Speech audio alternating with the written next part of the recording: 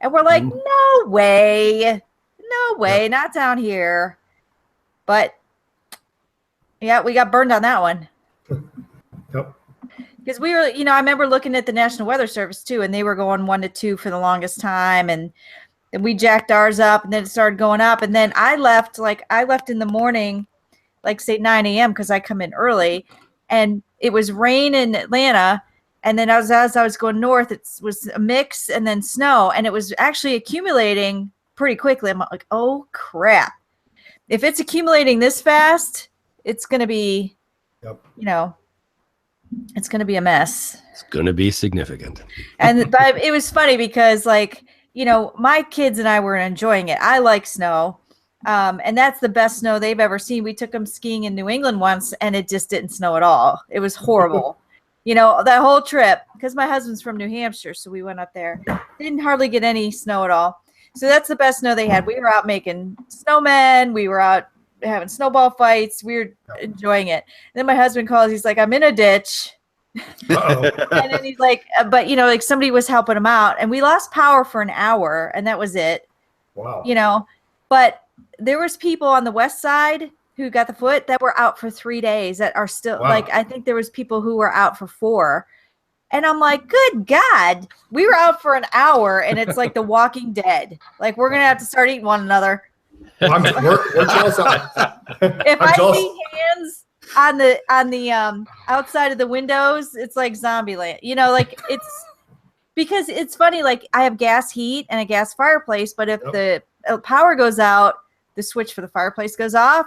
The thermostat for the heat goes off. Like, everything goes off.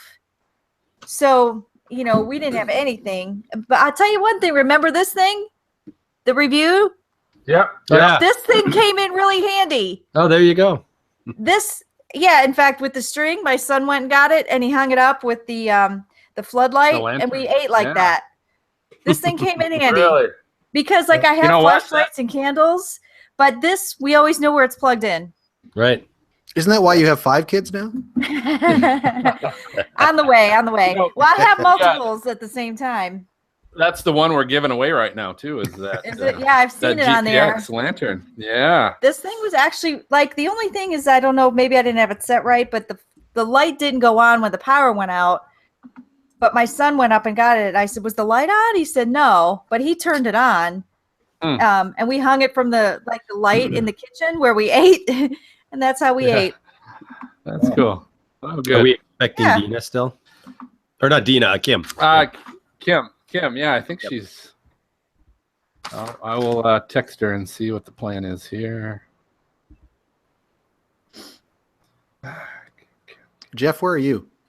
Tulsa. Owasso, technically. Oh, yeah. Northern suburb of Tulsa. Awesome. How is it there today? Huh? How is it weather, today? The weather was cool, 55-ish, 58. And then getting ready, and then we have 1 or 2 days of 60, 65, and then we're back down to 50, 40, and then 25, 30 at night. And then we'll see Christmas, what you get. Yeah, I'll retract my question. All right. Yeah. Are you traveling anywhere for Christmas? I'm not. I'm here. Good. But I travel almost every week on my job, so I get enough of the on the road stuff. But no, I'm here next week and next weekend.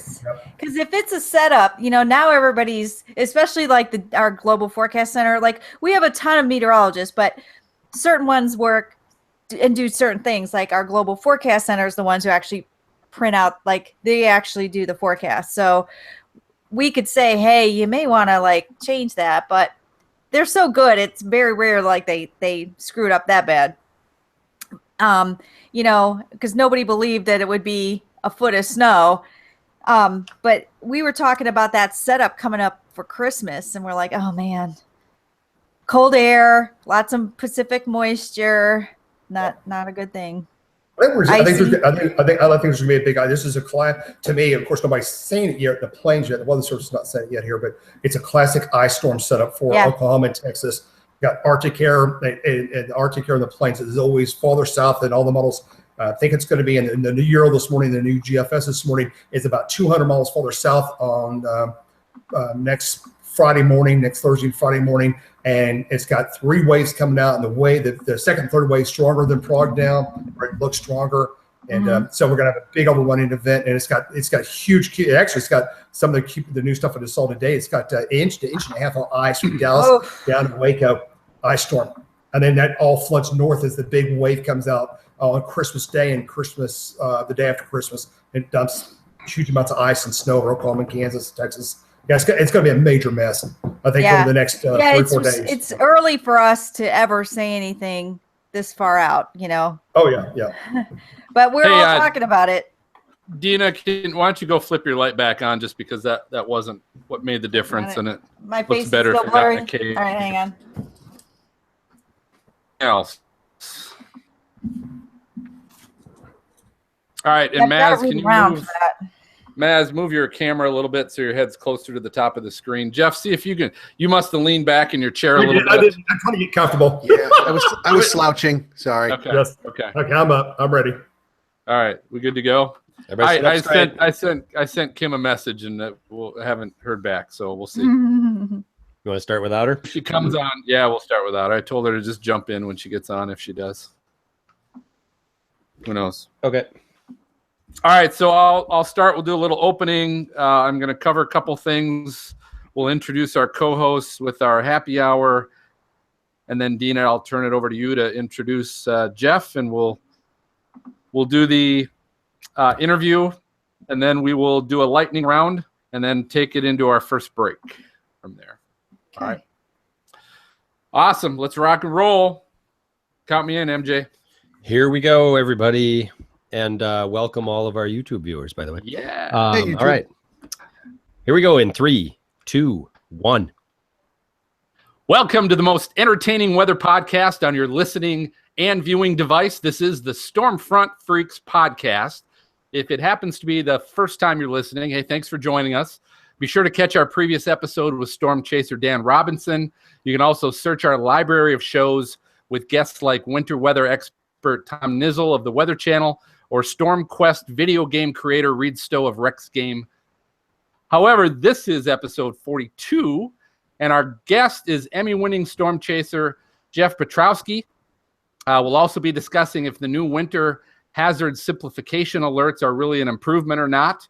We'll always finish the show with our moronic weather fools, and you can't miss WX resources. I do want to remind everybody, it is our 5 weeks of Christmas going on right now that the podcast is going through. So you got to check out our pinned posts on our Twitter or Facebook accounts for details on the latest giveaway. I think right now we're giving away a GPX weather radio flashlight lantern emergency device that I think, Dina, you've had some success with recently, right? Yes, I have. Came in handy with the power outage down here in Atlanta. Bottle opener, right? As long as I've got my bottle opener, I'm good. Maybe it needs one of those. But anyway, all you got to do, go to Twitter, Facebook, search Stormfront Freaks, and find the pinned post to find out what you need to do to get in the entry for whatever it is we're giving away. I think we got 2 more weeks of doing that. So I also want to let everybody know our season 3.0 is right around the corner. Don't miss the new things and new guests we've got lined up starting in January. You got to make sure you subscribe to the show in your podcast app. And what subscribe does, so it's just like subscribing to a magazine. When you subscribe to a magazine, you get the latest edition in your mailbox a lot of times before it even comes out on the newsstands. Do you get a bill? You get a bill too. Yeah, and actually we're free, so that's a good point. Yeah. Woo! So if you subscribe to the podcast, the minute we get a new episode released, it'll automatically download to your phone and be sitting there waiting for you when you're ready to listen to it. It also guarantees you get the latest episode before any non-subscribers may have access to that. So we got some great things coming up for season 3.0. But let's go ahead and introduce our co-hosts. It's always happy hour here when we're doing the show. So we got to find out what everybody's drinking. And MJ is up in Chile, Minnesota. I am. Yes. What are you drinking, sir? I'm not being original tonight because I don't want to be. So I have a Morgan and Coke. It is in a Star Wars glass. I like the Star Wars cup. Of the release of the new movie, which, by the way, I have seen. You saw it? I did. You pirate. And no. It's okay. It's all on the up and up. But anyway, I'm just, spoiler alert, everyone. No, don't. What? For No, all of- no, wait a minute. I wanna Okay. hear it. All right. All right. You All right. crazy. All right. Go on. Exactly. Listen. I've been to every opening night of Star Wars I'm surprised since you- Yeah. episode 1. Wow. I've been to every single opening night, and so tonight I knew this was opening, and I'm like, "Crap, we got a podcast, and I got Jeff coming on." We Hey, can't have you ever change it. camped out? Did you ever camp in a tent? No, I never did that. Okay. No, never did that. Never did that. I always went, like, maybe I wasn't at the first showing. I'd be at like the 10 p.m. showing or Okay. something I was like going to that. say, let the force be with you on that one. Yeah, but it's always opening night. But nowadays, because you can just get your tickets ahead of time and you can pick your seats ahead of time, you don't need to do any of that stuff. So I've got tickets for tomorrow. So Mark, shut the hell up. Okay.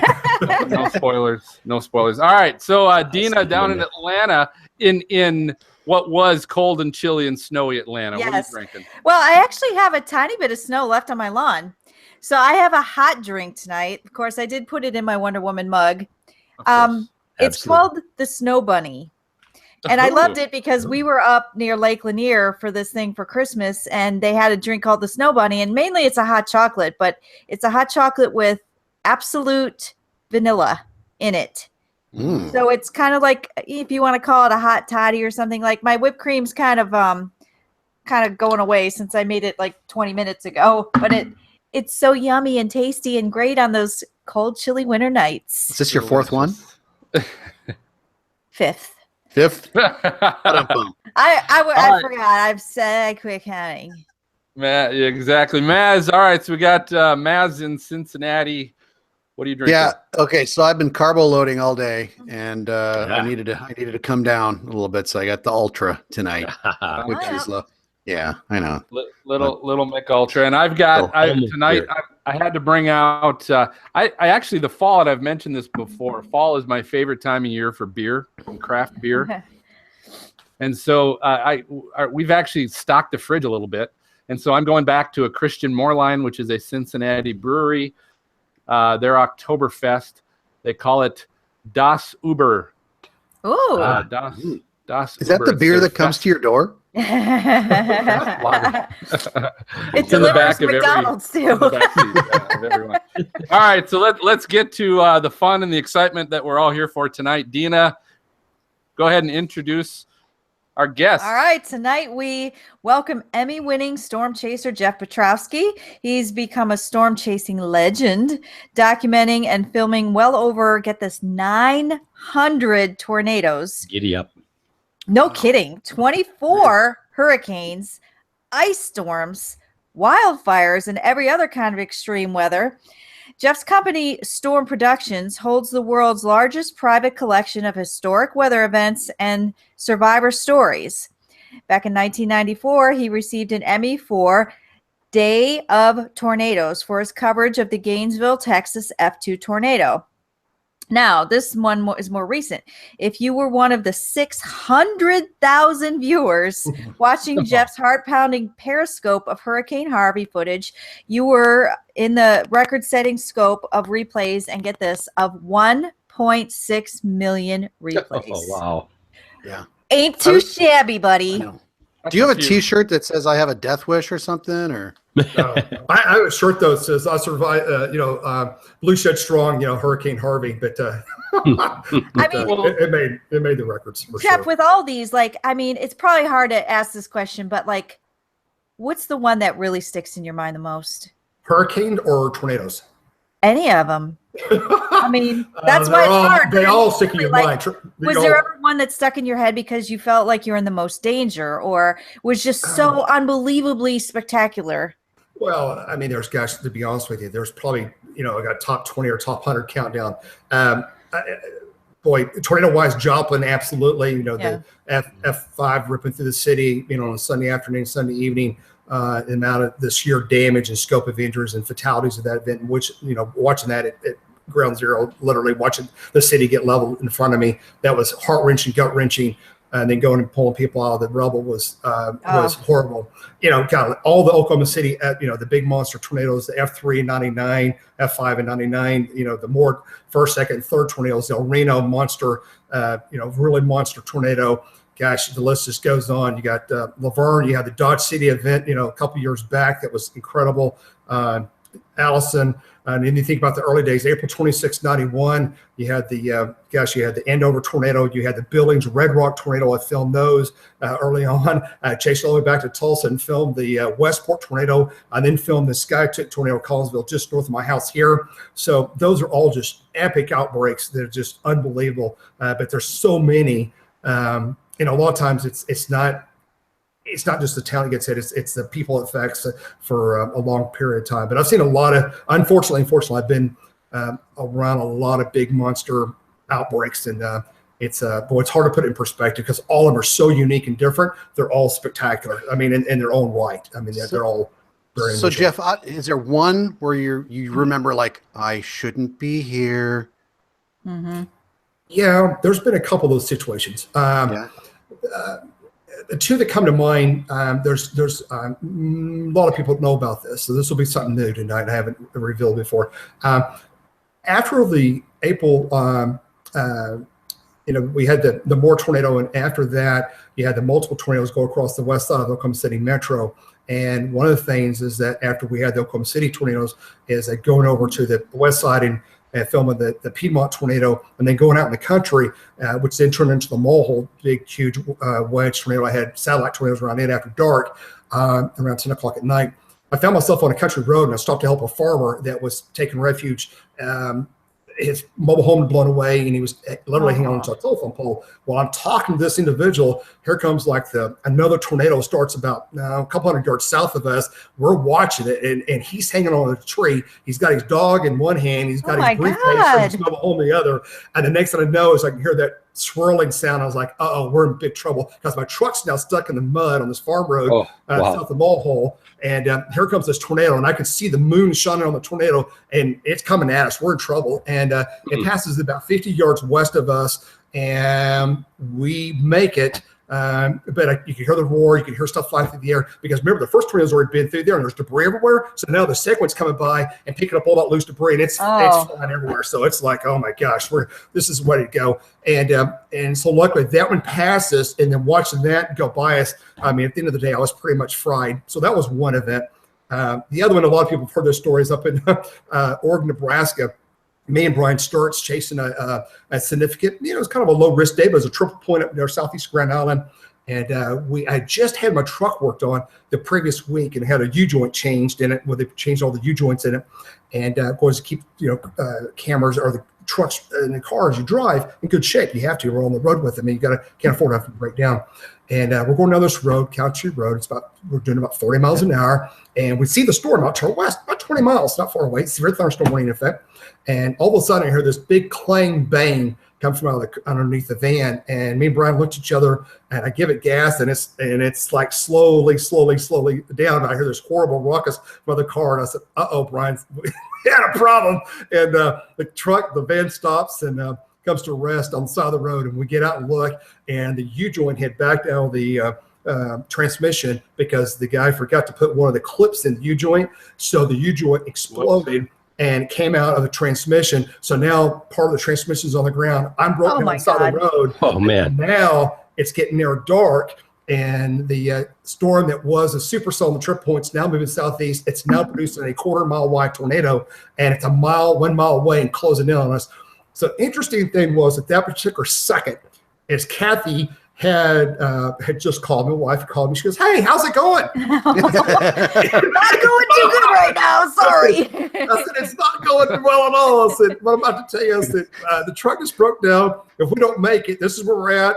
And she goes, "Oh, you Brian, quit kidding me." She goes, "There's you guys are fine. Quit, where are you guys at?" I said, "No, I'm broke down. The tornado's coming. I don't know if we're gonna make it." And I didn't know if we're gonna make it. About that time, this is all true. We got all this on video, by the way. And Brian looks out, and Brian goes, "Hey, there's a farmhouse that's got a light on. I think we can make it." What he doesn't tell me is we have to run a quarter mile to the west uphill. And then I have to run, we both have to run about a quarter mile north in a field. The whole way I'm doing an incline, and there's quarter to baseball hill falling while we. I bet you that's Lord. the best quarter mile time you've had in a long time. That year, I think I broke the Nebraska all-time running. They could have brought me in as a football photo back that year. But I mean, Brian and I took off. Brian was carrying the camera, and we both were even going uphill. And then we broke to the right, and headed north up this gravel road to this house. Hearing the roar of the tornado, and I could see the fence line, the ridge line back to my west about a quarter mile. And this tornado is about a half mile wide now. It's moving southeast, and I could see, peripheral. It's dark, but I could see whole trees coming out of the ground like just torpedoes. Oh my God. And the winds were out of the east at about 80, and we're dodging hail, and things are zinging overhead. And I get to the front door of this house, and I'm out of breath. And I passed Brian about halfway up the driveway, and he's making his way up. And I knock on the door real quick, and a lady, the homeowner, knew something was wrong. She knew we broke down because she saw us out there. And her name was Mary. I won't tell you her last name, but anyway, nice lady. And knocked on the door, and I said, "Do you have a basement?" And she wanted to know why I was yelling. And of course, by that time, on the front porch in those farm homes up in Nebraska, and a lot of places in the U.S., you have those old metal rails on the front porch, and those were screaming, whistling, going, because the wind was like 85 miles an hour in the east with flying debris. And about that time, she goes, "Why do you ask?" And she's hard to hear, I find out later. And about that time, it's all true, this is crazy. About that time, the eastern wall of the tornado is now getting ready to impinge to the west side of her house. And I've got missile debris, which are boards and trees, puncturing her west walls of her house. And that's what got her attention, because when the west windows broke in, she looked that way, the deal, and she goes, "What's that?" And I says, "Tornado. If we don't get to your basement now, we're all going to die." And she unlocked the door at the last second. She went off to the kitchen. Brian was right by the time I was coming through the gate, and he got to the front lip. They have the old seals, the weather seals, raises up the door. Brian trips on that and does a face plant in the front of the door with the camera, and the camera's still rolling. You hear the roar of the tornado. And about that time, I can see the roof starting to come off the house. And so I follow her. I let the electric story out, and I see her dive through the kitchen. I was like, "Where's she going?" And we go to the kitchen. And so once I get into the kitchen, she runs down the stairs to the basement, and I'm right behind her. And I see her dive under the pool table. And I'm like, me and Brian got to go. We're down here now. And so underneath those old farm homes, they have washers and dryers, a lot of them do, near or just under the staircase in the basement. So me and Brian, it's pitch black. We're trying to feel how we can hide under the stairs, and we wedge ourselves under the stairs, and I can literally feel the stairs. The only way to describe it is I could feel the stairs on my back, and the stairs are doing this as the roof and the walls above us are going off.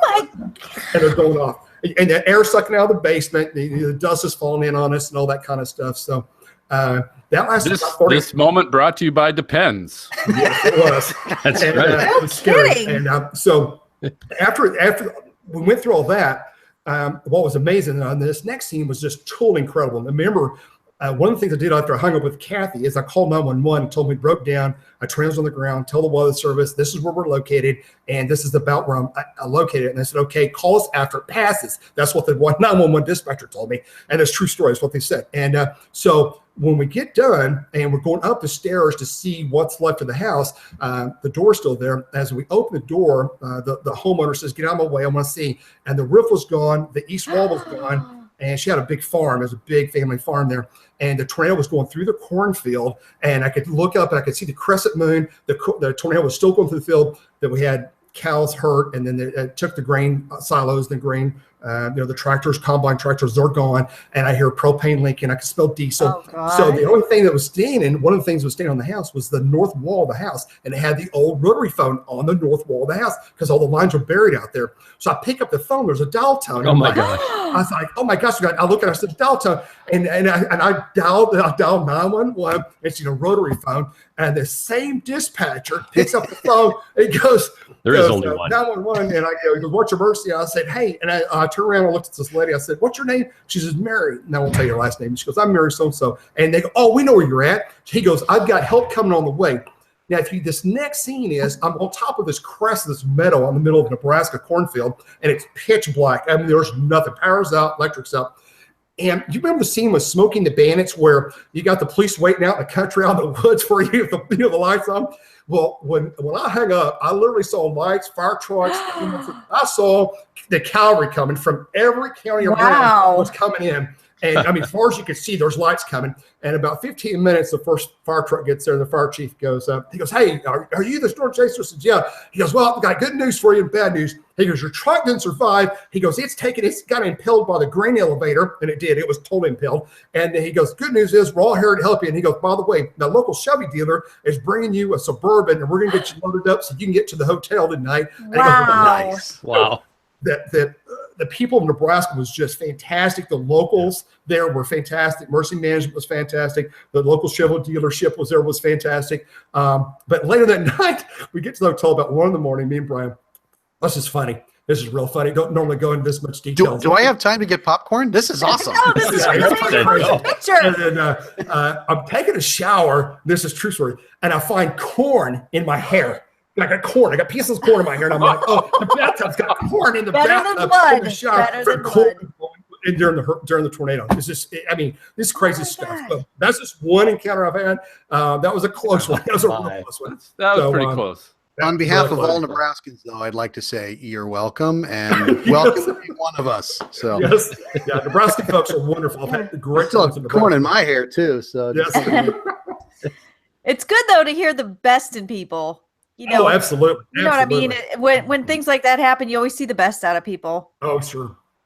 Well, Jeff, I'm going to ask you this. That was. I think we should probably end the show on that because we're going to beat that's pretty good. We're just I've got hundreds of stories like that. I do want to hear a little bit about one of the biggest reasons we actually reached out to you at one point a few months back was because of Hurricane Harvey that you have previously mentioned.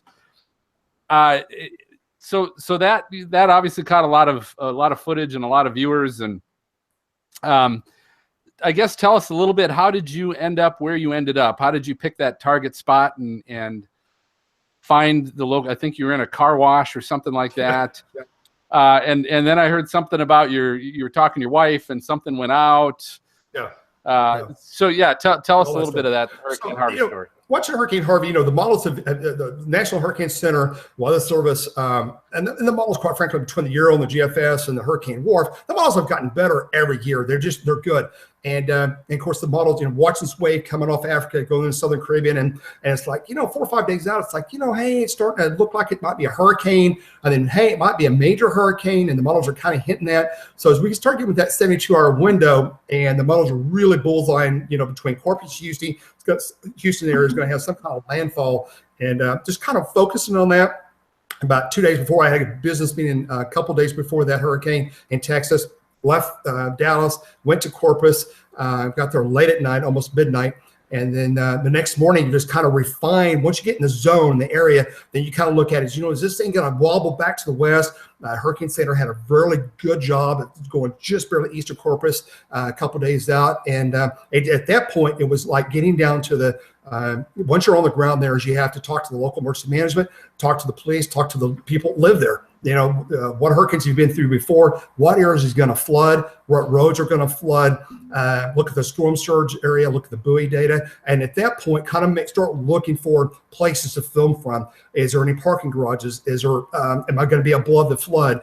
You got to also not only look at the building you're in, but what buildings are next to you. And the moral of the message you just saw during Hurricane Harvey, it wasn't necessarily the building where I was located. I could have been, there's a hotel just a block away to other chases read, and half the building, one end came off, a 5-story hotel, fairly new building was ripped off. So Jeez. It didn't matter where you're at, you've got to, you weigh those options out. But a lot of times it's not the building that I may be in, like a parking garage. It's like what's next to me. Is that an older structure that may fail? It's what's downwind of you or upwind of you. Mm-hmm. Is that structure going to fail and impel you or come towards you?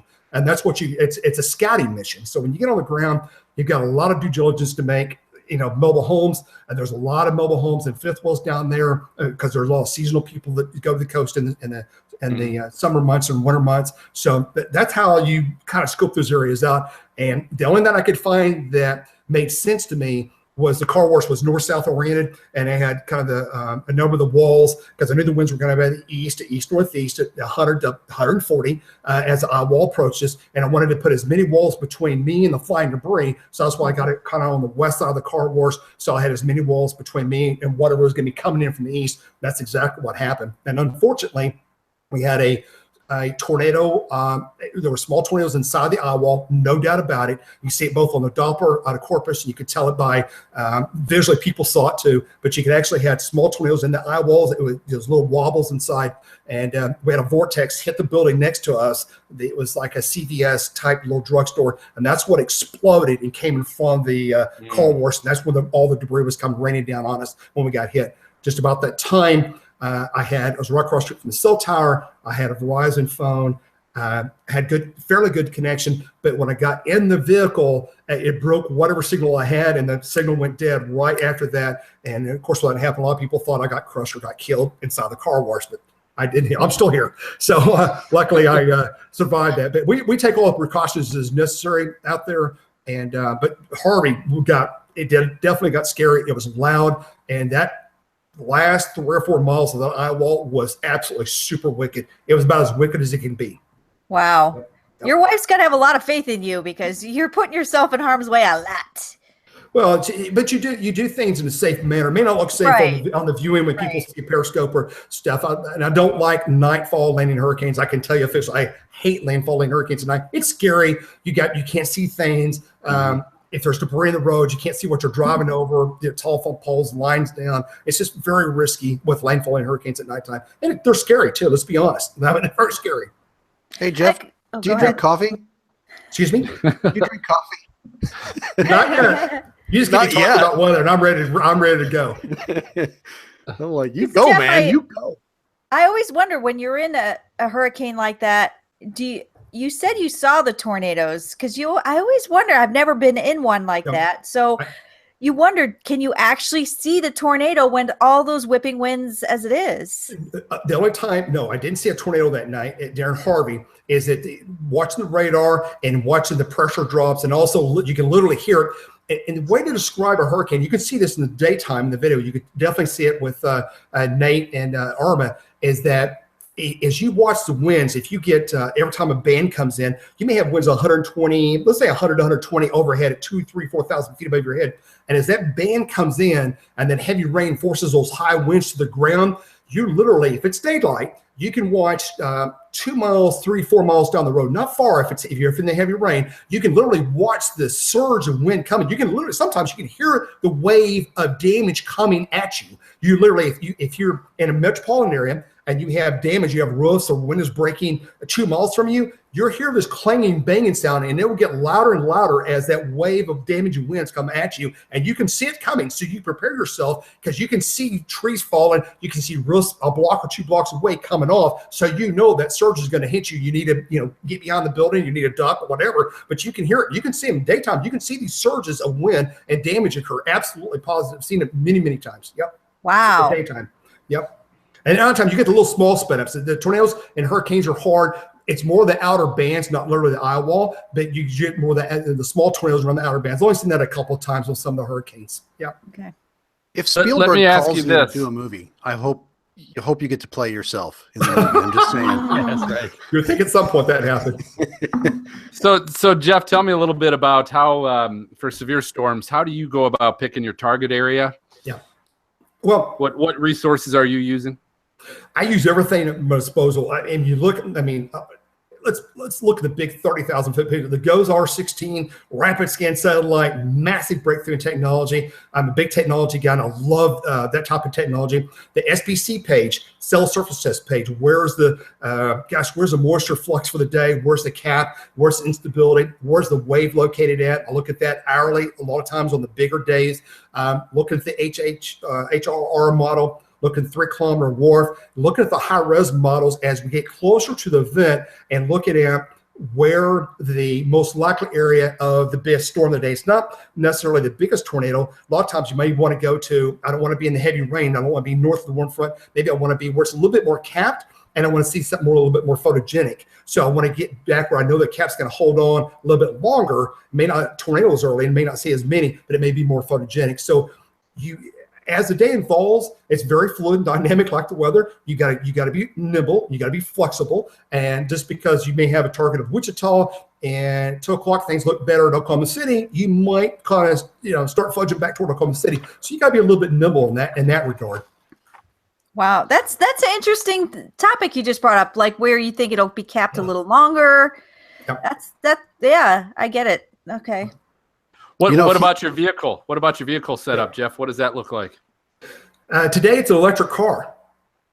Really? Really? Not kidding. Wow. I know that would throw you. I sold both of my gas vehicles earlier this year. Kathy had a Honda Pilot, and I had a 2002 Chevrolet Avalanche. It had almost 200,000 miles on 200,000 miles. And I sold both of those earlier in the year, and I've been driving an electric car all year, and I love it. I think once people understand electric cars and the torque in them and the availability, whether it be a Tesla 3 or an S or whatever, or the Volt, Chevy Volt, or any of those kind of cars, or the Leaf, which I'm driving now. Gosh, I think the electric cars going forward in time, not only just storm chasing, but general transportation I think it's absolutely going to take over the industry. It is already happening. And I want people to look at that and drive. But I'm all excited about electric cars. I have been for a while. And but I think that's going to be the wave of the future. Absolutely. No doubt about it. Did you just say the current car you have is a Leaf? Yes. So you're driving a Leaf in storms. No irony there. I've taken the Leaf out about 4 times now, not across Kansas, along those short little drives just north, where I'm at, within 50 miles of Tulsa, and just do a short little chase with it. But I've done it 4 or 5 times. But the next vehicle coming next year, it'll have about a 300 to 350 mile range, so it'll be much farther, rapid recharge, and I'm set to go. This commercial brought to you by Tesla. They need to get you as their spokesman. I know. Well, I mean, I think I'm going to tell you this. When you look at the greatest cost, and there's a lot of other things I'll tell you about, the greatest cost in all transportation today, no matter who you are, raising a family, kids, anything, it's fuel, it's the car payments, insurance. And if you can eliminate, bring that fuel cost down, 50%, 75, 80% from what you normally spend, and you're doing it with electric, I think once more people go that direction and they really find out the benefits. I mean, I've cut my fuel bill by $600 a month, $700 a month, just in fuel savings and insurance. Wow. Yep. I recharged the car at 7 cents. It cost me to go 100 miles. It cost me $1.70 to totally charge my car from empty to full. Like tonight, I went into town, run some errands, came back, and it's just 80%, 75%. Plug the car in, and 30 minutes later, I've got a full charge. I can run around all day Saturday, go to 10 different stores, go run around, do all you can do. And I did all that for $1.70. I mean, when people figure this stuff out, I mean, it doesn't make sense. I mean, driving gas cars going forward, unless you drive 150 miles every day. And I think even that's, with the new cars coming out now, 300 mile range, that's not a big deal. But anyway, yes, I'm big on electric. I think that's it. Jeff, you got to get sponsors and put that on the side of your car. Kidding. I'm just saying right now, buddy. Yeah. We'll see. All right, well, we'll keep things moving, Jeff. How can listeners find and follow you on social media? So twisterchasers.com on the main website, and then Jeff _Petrowski on Twitter.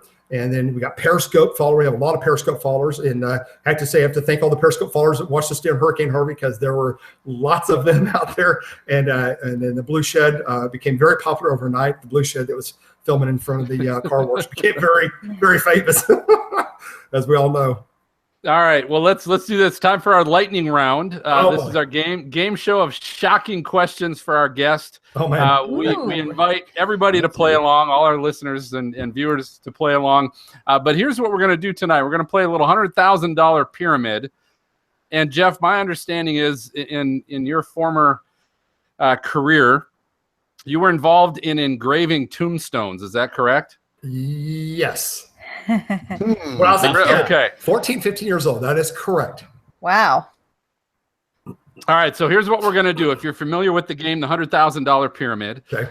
What we do is the celebrity hooks up with one of the guest contestants, and one of them has to read the answer, right? And they're the only ones that knows the answer, but they have to try to get the other person to guess what the answer is without using any words in the answer. Oh, wow. Okay, so if I'm trying to get you to guess baseball, I might say things like Mickey Mantle, bat, bases, home run, stuff like that to get you to maybe say baseball, right? So that's what we're going to do. And then you're always given 2 two topics to pick from. So first thing I'm going to do, Jeff, so you are our celebrity guest. You get to pick who your partner is going to be. So between Dina, Maz, and MJ, you get to pick your partner. Let's do MJ tonight. Uh-oh. MJ. All right, so we're doing MJ. So MJ's got to play. All right, so Jeff, you get to pick from one of these two things, and I'm just going to flat out, I'm not going to try and hide it.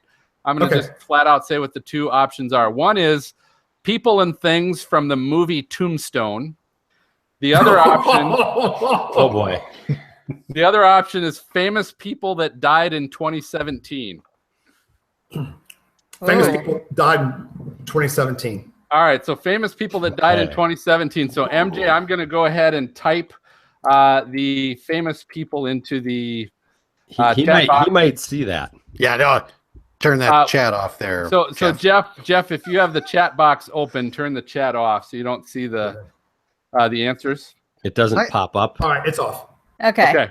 So here's what I'm going to do. So I'm going to pop them up, and the goal is this. The goal is to come up with 5. I've got a number of them, but the goal is to come up with 5. So let's see how many it's going to take you to guess 5. Okay, and you got to try and do this quickly. So oh boy.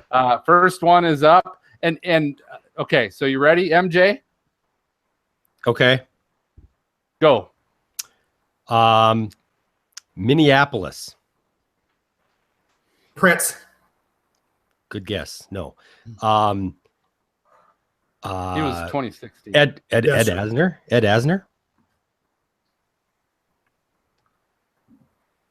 Archie Bunker. Yep, keep going. No. Boy. I don't. All right. Next one. It was Mary Tyler Moore. Mary Tyler Moore. Ugh. Next one. Go. Guitar.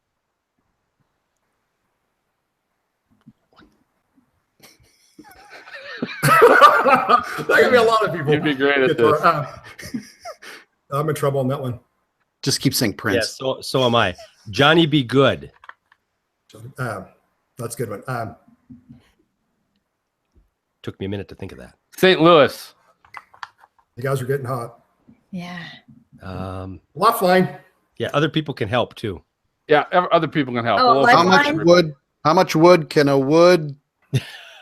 Chuck, yeah. Well, I've had Kathy in here, my lifeline. She'd pop those off in a second. All right, we're They moving on. talked to him in remember a Back to the Future? Back to the Future, yeah. Oh God. This is your cousin All right, Marvin. we're moving on. That was Chuck Berry. Oh God, comedian. All right, next one's up. Comedian. Yep. Don Rickles. Yeah. Comedian, what? Yes.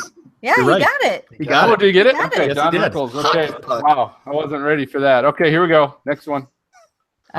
James Bond. Moonraker. Yep. Roger Moore. Yes. Yes, that's correct. All right, that's 2. Next one. Telethon. Oh, Jerry Lewis. Bingo. That's like 3. Good one. Yeah. All right, next one's up. Playboy. Hugh Hefner. Here we go. That's 4. We're on a roll. Oh gosh. Guitar player. Sorry. Guitar. Is this? Are we back to the first one again? No. Different guitar player. Sorry. Traveling Wilburys. Traveling. I think so. Free Falling. Yep. Heartbreakers. Help me out. Oh yeah. He was Tom Petty. Yes. Yeah. Ding ding.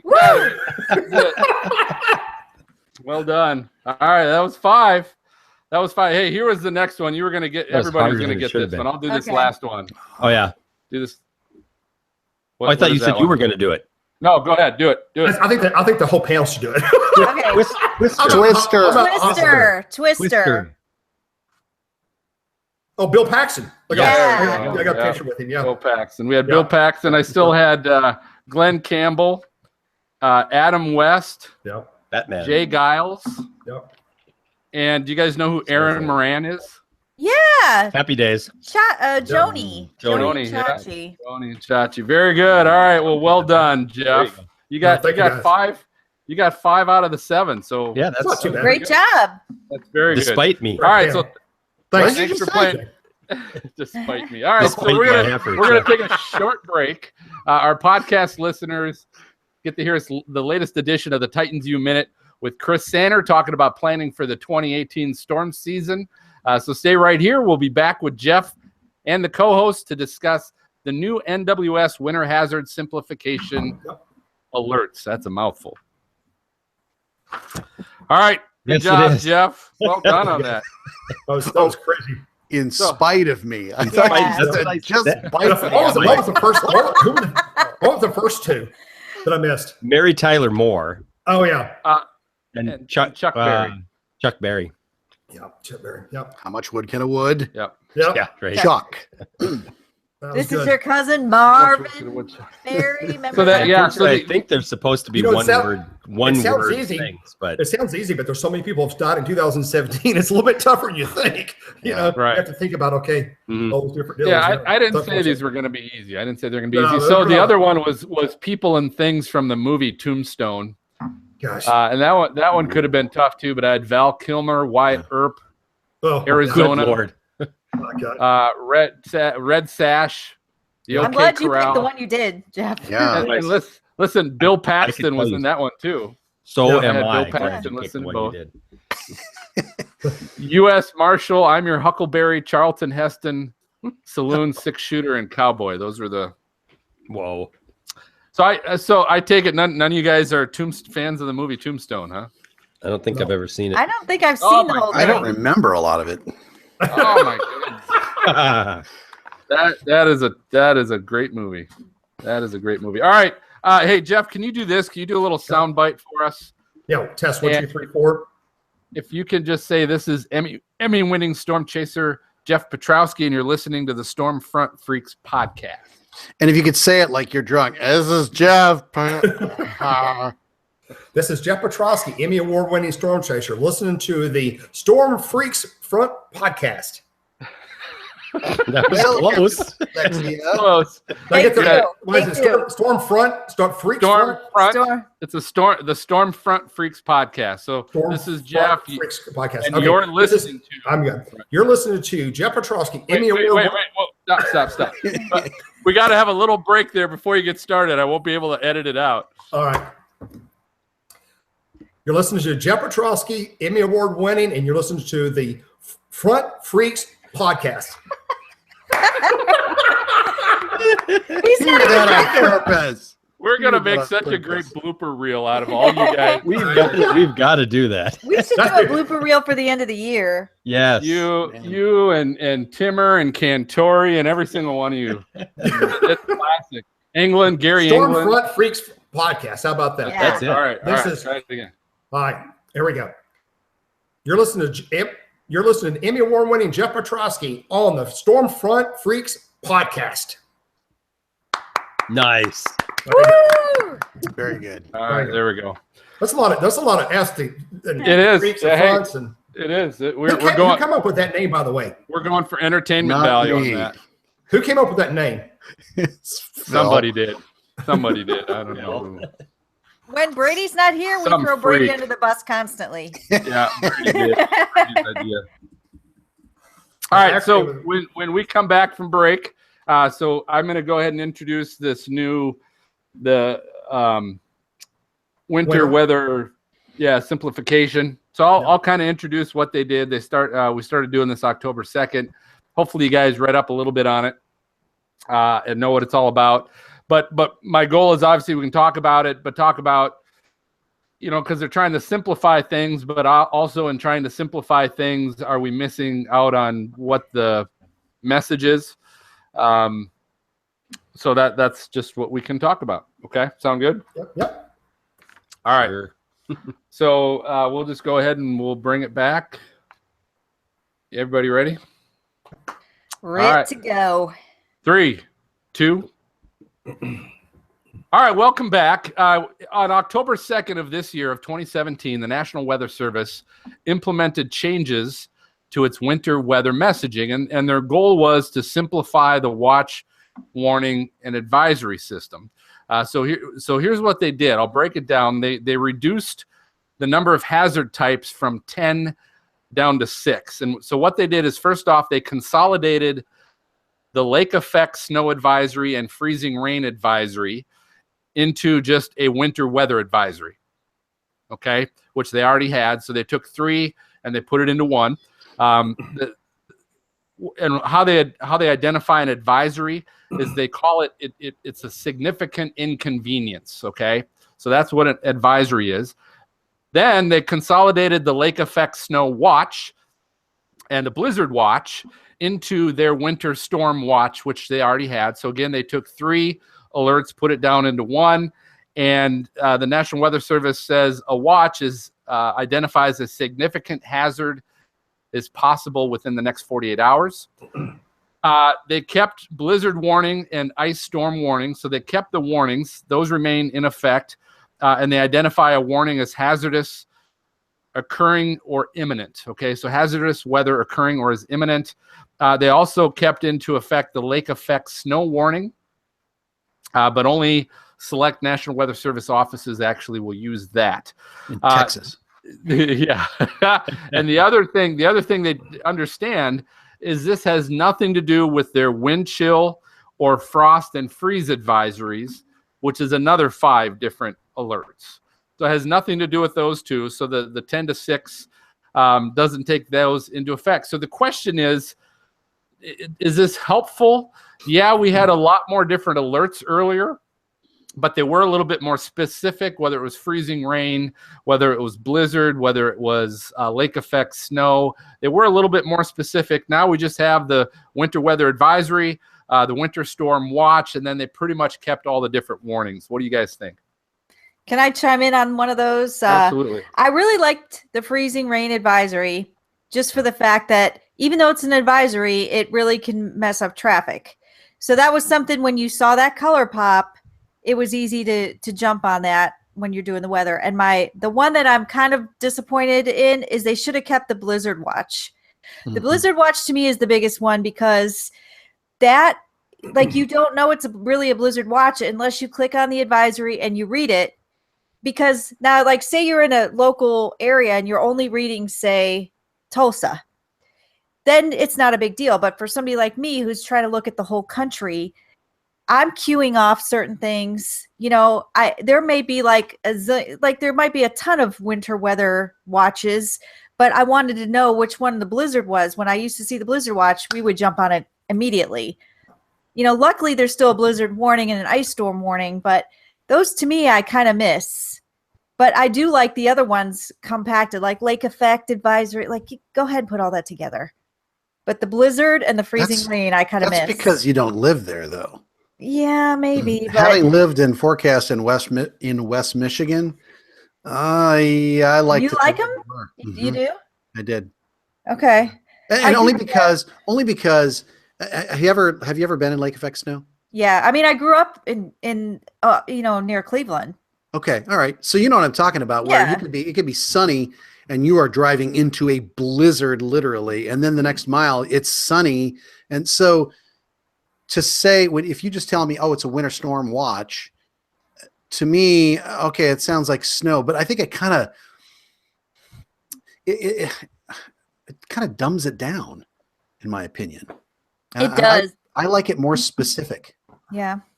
Now, though, let me ask you this. Are you guys speaking, though, from the meteorologist's point of view, or are you speaking from the average person understanding what all these advisories are? I'm speaking from a meteorologist view, sure. Honestly. It's hard not to. Looking all over, looking at all over the country because, I would have to be clicking on everybody, reading everybody. Is that actually blizzard? Is that this? Is that this?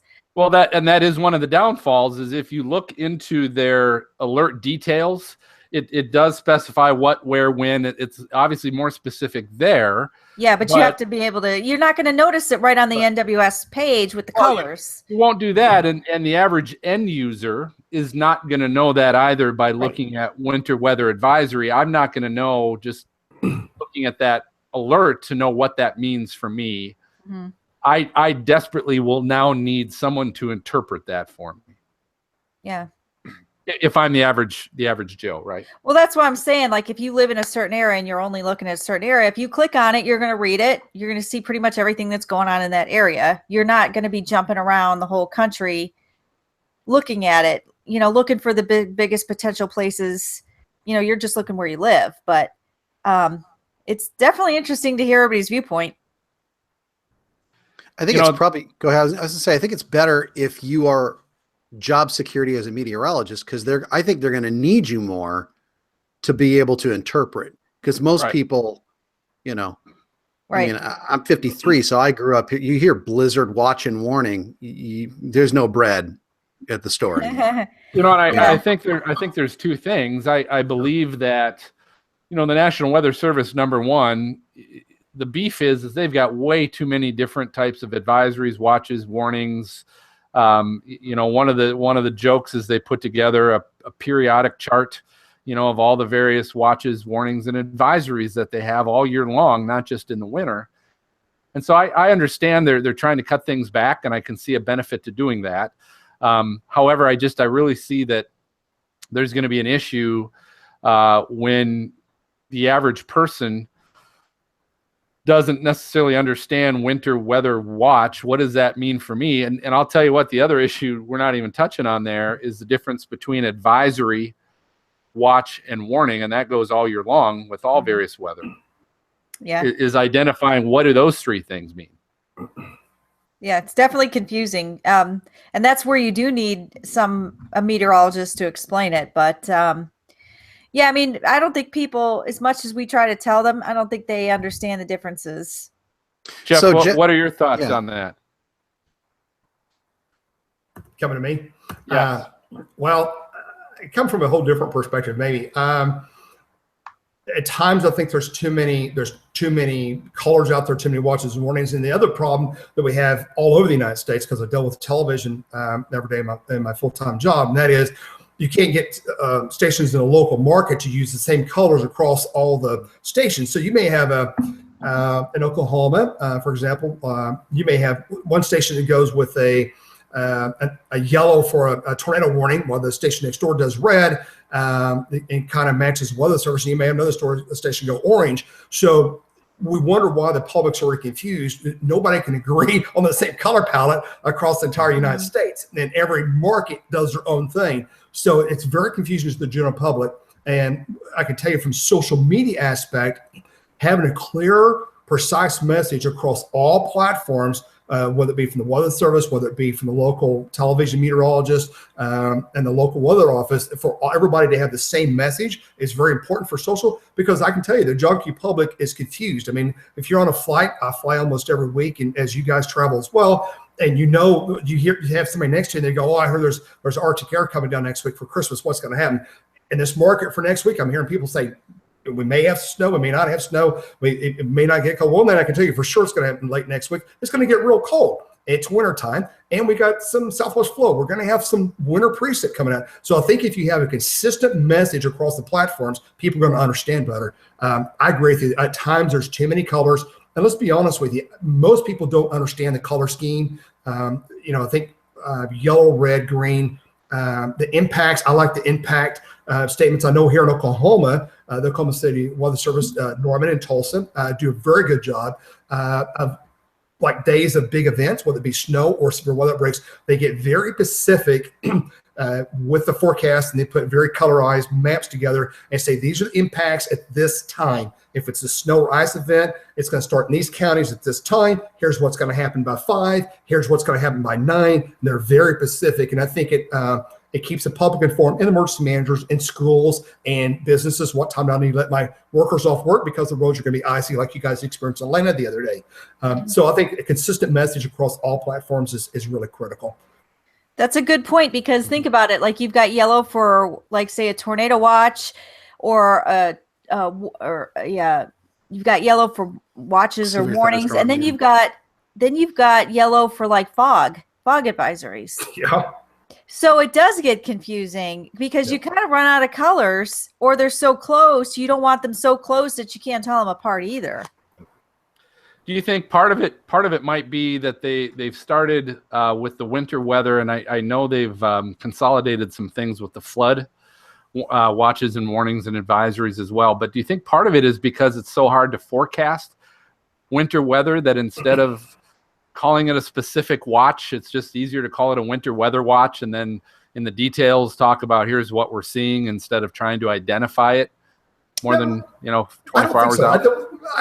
Talking about the service, some people I've talked to NOAA and different offices, I don't think so. I mean, let's be honest, the offices in whole in their particular region, they do an excellent job in understanding the local effects. They do a really good job. And if anything, they can actually even get more detailed than actually what they're putting out. They can get very detailed. And I think as you look forward with the high-res models we have now, guys, we're going to have hour-by-hour breakdown by county of what time the rain's going to start, what time the severe weather going to hit, what time the tornadoes are most likely in these counties and a certain time of the day on this, what county is going to be impacted. I mean, technology is getting there. And but I think if we can simplify the warning process and the information to the public, I think they're already confused. And I think having 40 different colors for winter, it just adds to the confusion. That's my take at the end of the day. I'm all for forcing stations, meteorologists to use a standardized palette. I'm all for that. Yeah. Because here's the thing too, you get the meteorologists who probably would just do whatever and stay on whatever color palette the National Weather Service has. But then there's a thing called news directors who one time they asked me to make hurricane icons blue. And I'm like, that's impossible. I'm sorry, I can't do that. I don't think I could have done it even if I wanted to, but I'm like, no, I'm not doing that. Let's make it the watercolor. Because their color was blue for their station or something, but like these no. I just remember that. I was like, it's a news director asking me. It wasn't the Mets, so. Right. Well, I'll tell you what, let us know what you guys think on that subject. Go ahead and email us at questions@stormfrontfreaks.com or find us on Twitter or Facebook and tag us your thoughts so we can share that on our next show. I do want to bring up, I mentioned this on our last show, we are being asked from a friend of the show, Mark Jelenic, who is a host of the podcast, What Is It About Weather? He is doing a presentation at the AMS conference here in January that relates to weather podcasts and National Weather Service Weather Ready Nation. And so he has asked us and our listeners to contribute to his presentation. He's got a little survey to take. I'll quick give you the URL right now, but we'll also put this on our show notes. If you go to http:// but here's what we got to type in: bit.ly/stormfrontfreaks-WRN. That's for Weather Ready Nation. So I'll give it one more time: bit.ly/stormfrontfreaks-WRN. If you could go there and go ahead and answer the survey, help Mark out and help out his presentation, that would be great. We're going to go ahead and take our final break. The rest of you can refill your drinks. When we come back, it's time for our useful WX resources and some weather fools you won't believe. All righty. Second break. So, Jeff, are you sticking around or are you taking off? What's your plan? I'll stick around for a little bit. Yep. All right. Do you have a weather resource you want to share, or a weather fool, or both? Yeah, weather resource. Let's see what we can pull up here. Yeah. You got something you can plug as a weather resource? Oh, no. I'm gonna plug the SPC page. Okay. All right. So, Maz, you'll take us out of break with weather resources. Okay. So who's got it? Just Jeff? I do. Oh, Dina? Yeah. Awesome. I have a weather resource and a weather fool. Okay. If nobody else has one, I'll add one as well. Phil? For a weather resource? Yep. Okay. I'll end with you, Phil. I'll go Jeff, right. Dina, Phil. Okay. And then I'll take weather fool since Brady ditched us. Dina, you have a weather fool. Anybody else with a weather fool? I actually have two, so I will. I'll do my Dina. I'll go to you, and then I'll do my two, and we'll go to MJ. Do we have MJ listener questions, responses? Sorry, yeah, I got one. Okay. All right, we'll do that, and then I'll close it out. Jeff, do you want to share your screen for your weather resource? And do you know how to do that? Sure, absolutely. And how do I do that on the left-hand side here? Off to the left, yep, there's a green share screen button. Yep, that. You click on that, it'll pull up the option to share your entire screen or share one particular program. Yeah, I'll do that. You can do either one. Yep. Okay. All right. Dina, are you going to be sharing screen? Just for the weather fools. My other one's an app. Got it. So. Got it. Okay. Well, why don't we, if everybody's ready to roll, we'll keep moving along. All right. Do you want to be counted in, Maz, or you want me to count myself? You can. One for each personality? Okay. 3, 2, 1. Yep. Welcome back. Time now for weather resources, really cool places. You get all kinds of ideas. You can check out websites, all kinds of new resources. And I'm kind of excited to have Jeff go first, see what he's got to bring to the table here. I'll tell you what, I love this SPC storm prediction page, and I love it not only for the bring it up here. Yeah, share here and bring that up. Oh wow, did you guys see that? Right. Yeah, that works like that. Just hang on. We do just pick the.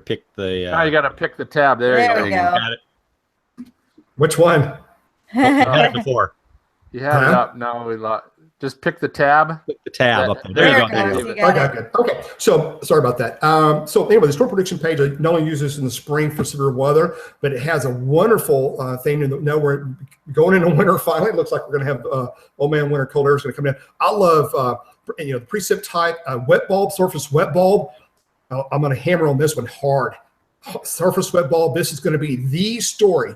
Remember this, 7 days, I'm telling you right now, the wet bulb is going to be the story in the Southern Plains as we get into next Thursday, Friday, Saturday, Christmas weekend. This is going to be the story you want to watch is the wet bulb, and this winter storm prediction page is great for that, freezing level.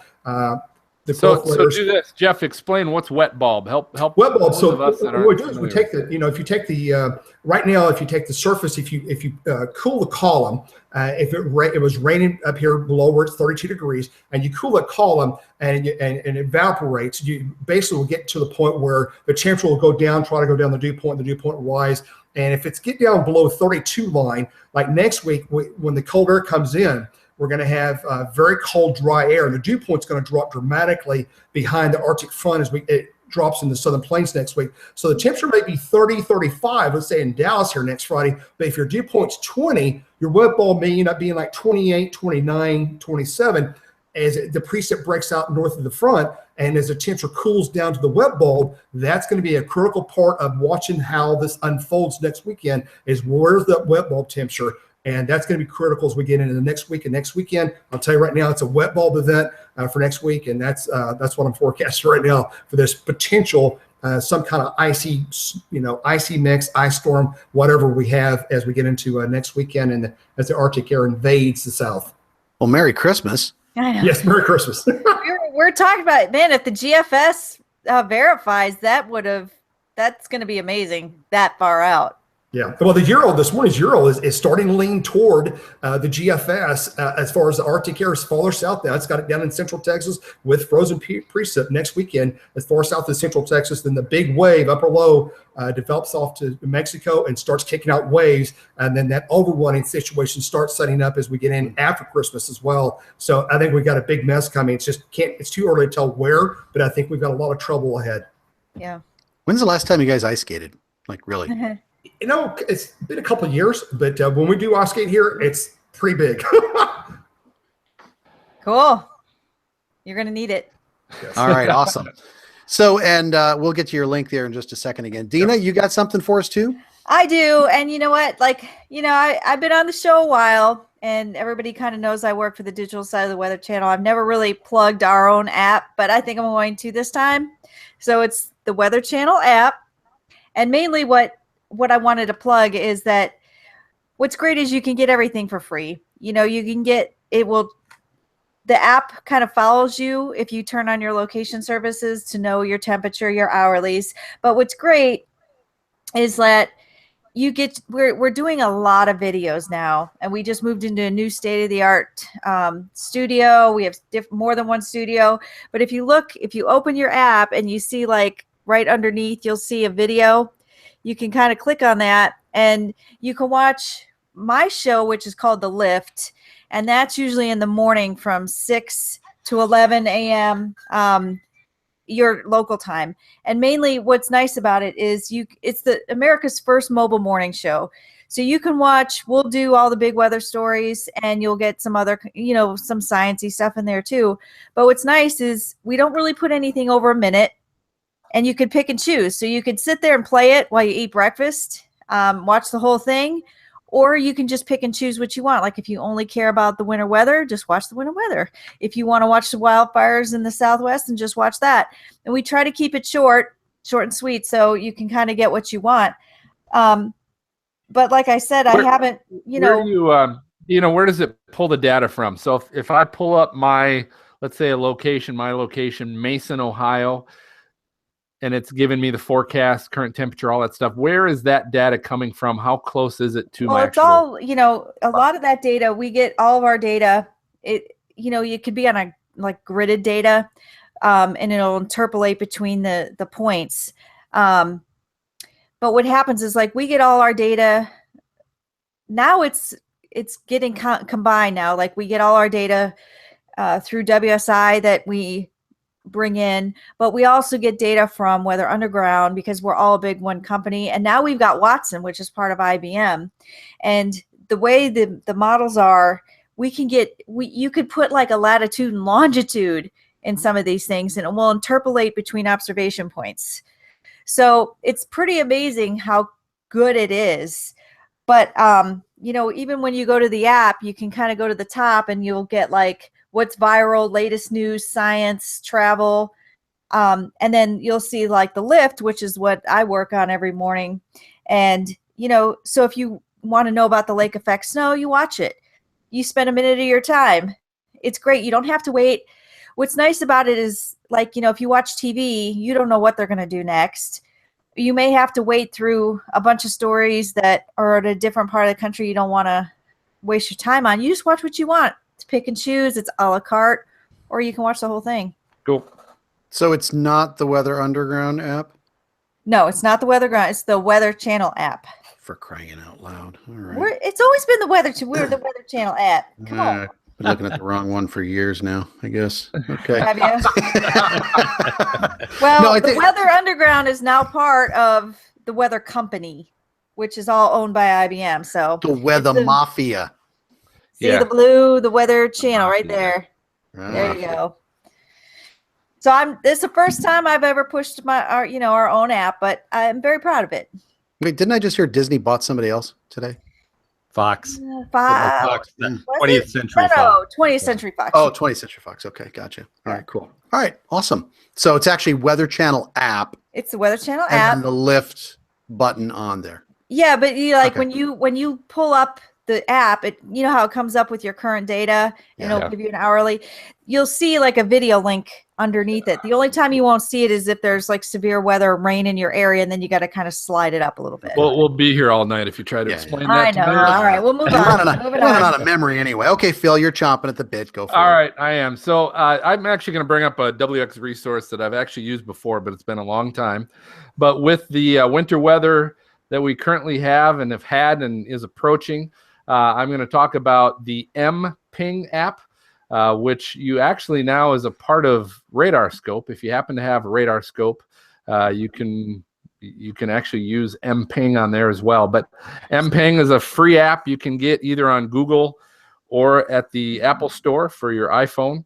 And what it is, it's just a great opportunity for you, especially for all our storm spotters and storm chasers that listen to the show. Yeah, it's a way for you to continue to spot while you're at work, while you're driving the kids to school, while you're doing whatever. All you got to do, jump on the app and you say, is it snowing?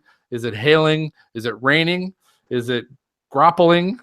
Is it, whatever type of weather report you could submit, and it takes your GPS off your phone, knows exactly where you are, reports that.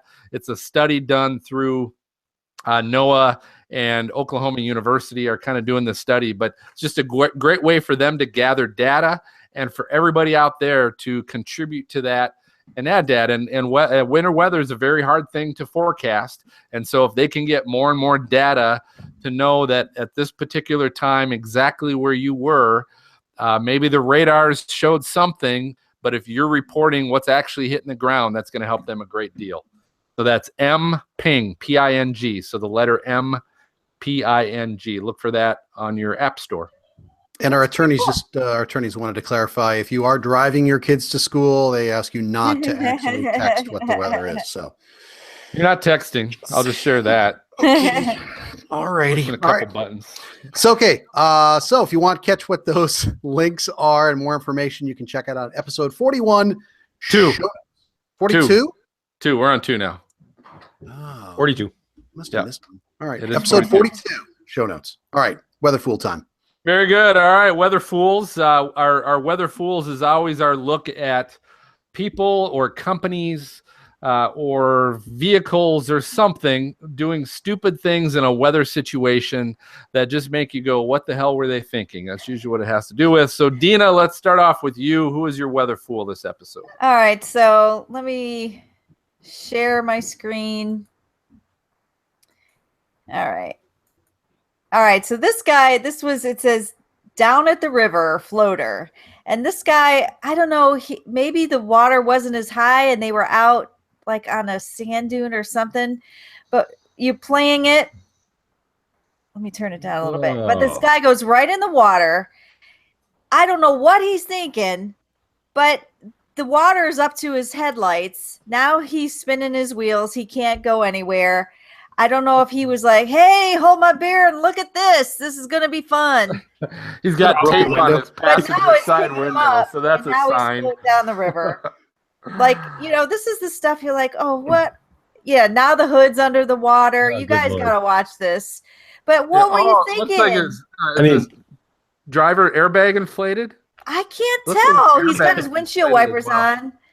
Well, that's good. Keep the windshield dry. Well, I mean, the water's coming in the windows now, so I don't know. He didn't get the message, turn around, don't drown, did he?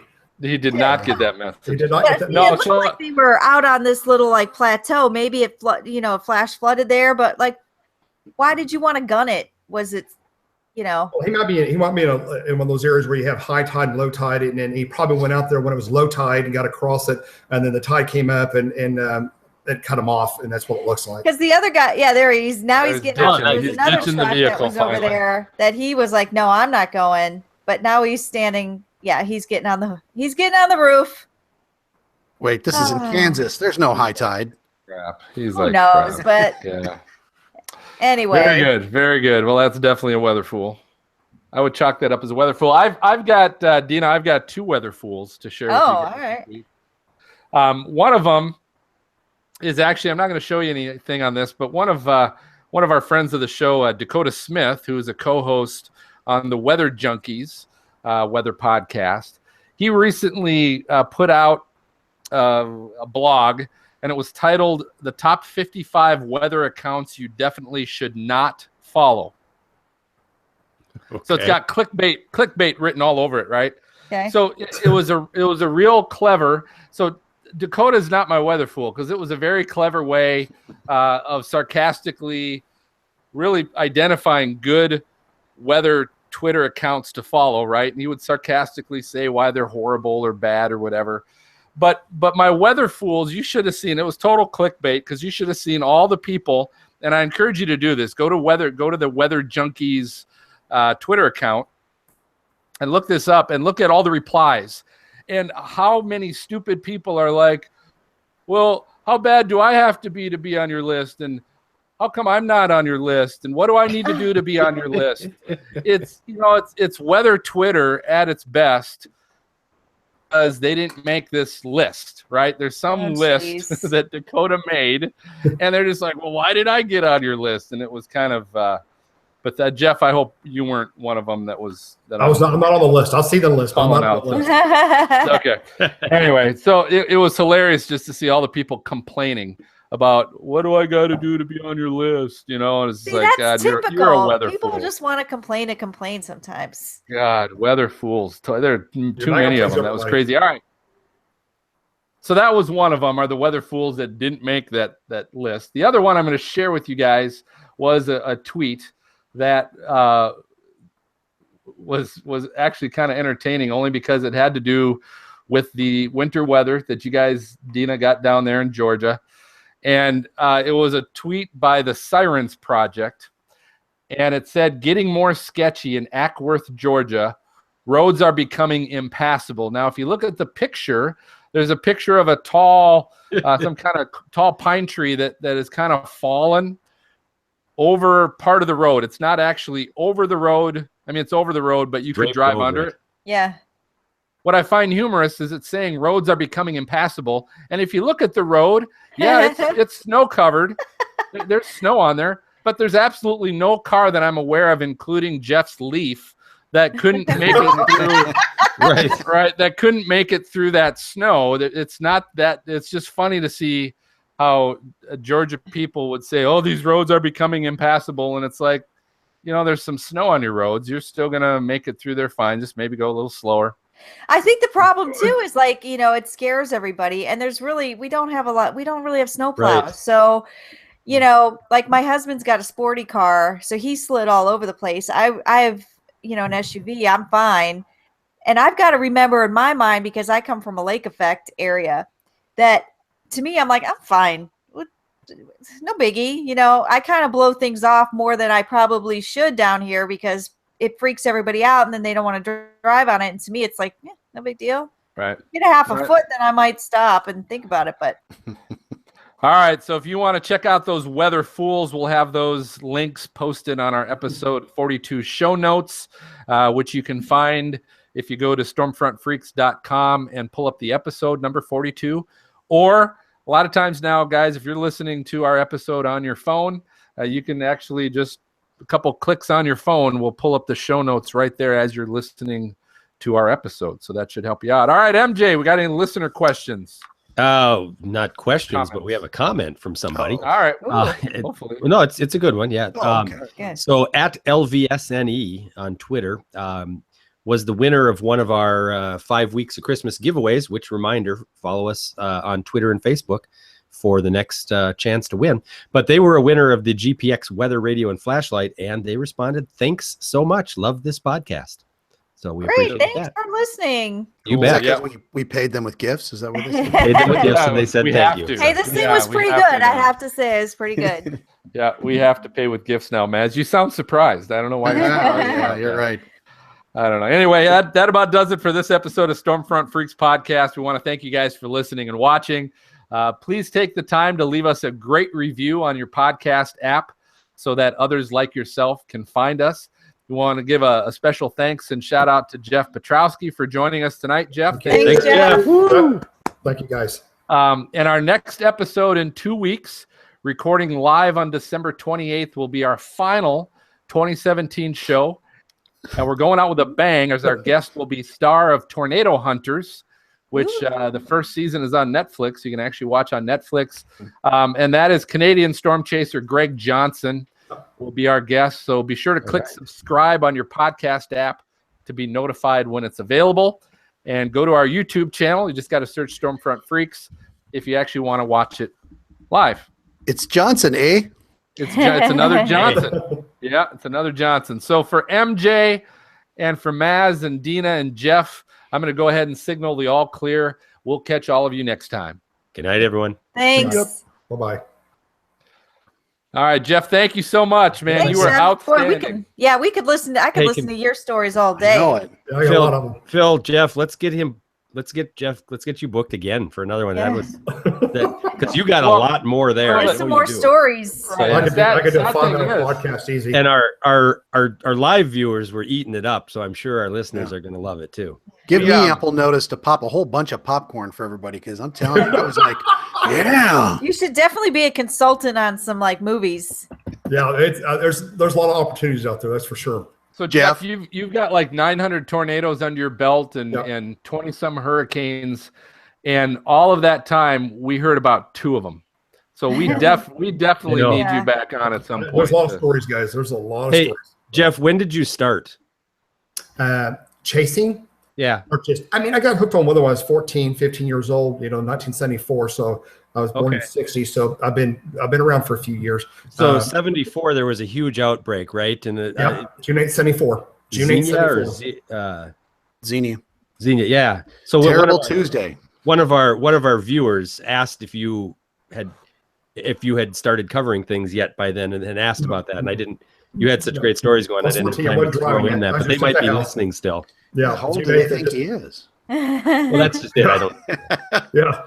Yeah, it's all local stuff early on. But, it's amazing. I got all kinds of stories. And, we used to get data. Share another real quick story with you guys before I started to bring in, and I still have it. In the 70s, I used to take a phone coupler, you have Comp USA or Earthlink account, dial 800 number in Southwest Oklahoma. We'd have a station. We go put the phone coupler in, and you get the meters, and it come down at 1200 baud rate, just real slow, one line at a time, and you get all the data and take like 5 minutes to download them, and then you plot it on a map. That's how we used to storm chase in the 70s. I mean, it's just crazy. That's the stuff we used to do.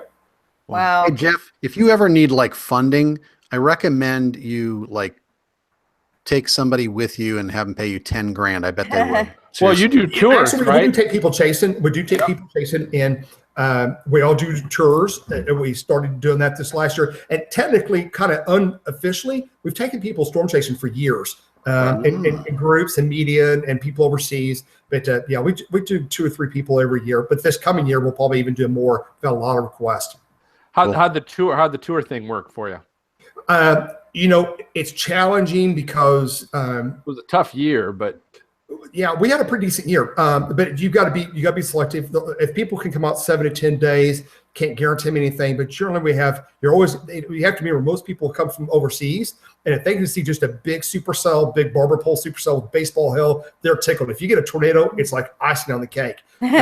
Most people that chase, they just want to see Mother Nature, and this, to pick, be in Oklahoma City and say, okay, today we're going to be in Eastern Colorado. You go to that point in that county, it's at 4 o'clock. We're going to have supercells, and to watch it happen in front of you off the draw line as the wave comes out and the cap breaks, they're ecstatic, and especially big lightning storms, big hail. Again, people don't have to have tornadoes. If you get that, that's super. If you have a Dodge City top day where you get 20-something tornadoes in 3 hours, it's like a Super Bowl event. I mean, it's unbelievable. Yeah. Which country is the number one country you get people coming over from? God, boy, that it's all over Europe. I get people from Australia, South America. A lot of people from here. What people in the U.S. don't really, recognize or understand, I don't think, is that are we still a podcast, and are we over on podcast? We are still live. You want me to shut her down? Yeah. Okay. Sorry, guys. Sorry, everybody.